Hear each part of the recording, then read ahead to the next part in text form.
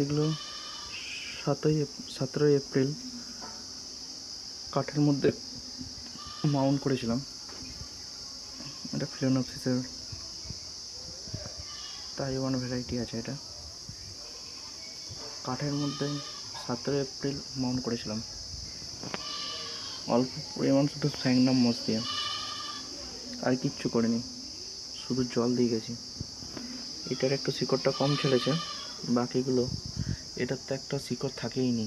এই গাছটার এই ডালটা পাতাটা অলরেডি শুকনো আছে, এটার এখন এত সুন্দর শিকড়টা ছেড়েছে নতুন, আর এটারও খুব ভালো হয়ে গেছে, খুব সুন্দর গ্রোথ নিয়েছে।